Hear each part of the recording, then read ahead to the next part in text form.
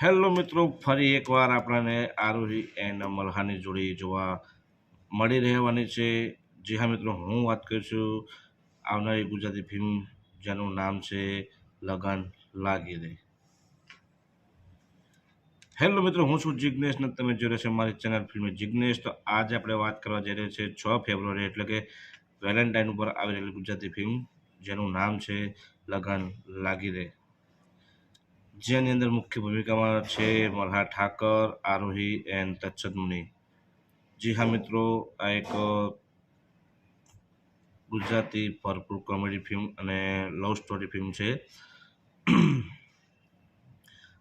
જેની અંદર તમને હાસ્ય, કોમેડી અને લવ રોમાન્સ જોવા મળી રહેવાનો છે. આ 2026ની મારા પ્રમાણે બેસ્ટ લવ સ્ટોરી રહેવાની છે. જેમ કે લવની ભવાઈ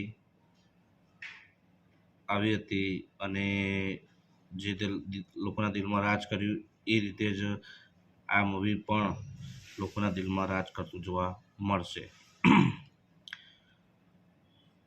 જી હા મિત્રો, ત્રણ દોસ્તારો વિશેની વાત છે. એની અંદર કે એકબીજા પ્રત્યે પ્રેમ છે પણ કોઈને કહી શકતા નથી અને કોઈને બતાવી શકતા નથી. અને બીજું એવું છે કે આરોહી જેને પ્રેમ કરે છે અને મલ્હાર આરોહીને પ્રેમ કરે છે અને તત્સત અધર કોઈ છોકરીને પ્રેમ કરે છે. બસ આ જ સ્ટોરી એકબીજાના અંદર ઘૂમતી આવી છે, જે આ મૂવીની અંદર આપણને બતાવશે. તમે એવું કહેતા છો કે ભાઈ મલ્હાર અને આરોહીની જોડી છે એટલે બેસ્ટ છે, પણ આ વખતે આપણા મલ્હારભાઈની સ્ટોરીમાં થોડું ઉલટું છે કે આ વખતે એમની નહીં પણ એમને બીજા માટે લવ સ્ટોરીની અંદર મહેનત કરતા જોવા મળે છે. જી હા મિત્રો, મૂવીનું ટ્રેલર બહુ સારું છે, એના ગીતો પણ સારા છે.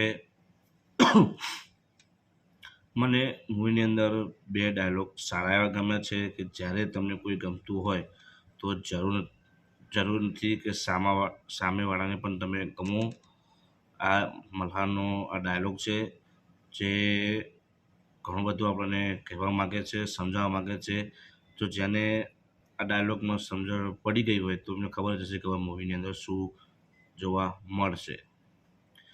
બીજું છે કે તત્સદ એ ડાયલોગ બોલે છે કે બે જણને હોય એ પ્રેમ અને એકને હોય એ વેમ. એનો મતલબ કે દોસ્તો, તમે આ બે ડાયલોગ ઉપરથી તમને સમજણ પડી જ ગઈ છે ટ્રેલર જોતાં કે જ્યાં બે ડાયલોગ અંદર બતાવવામાં આવ્યા છે કે આપણે આખી ફિલ્મની સ્ટોરી જ સમજાવી દે છે એવું મને લાગી રહ્યું છે.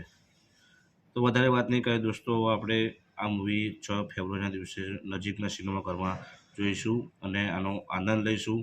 તો અત્યારે આ મૂવી માટે આટલું જ છે, કેમ કે વધારે વાત નહીં કરી શકીએ. તો મળીએ આવા જ એક બીજા વિડીયો માટે. બાય.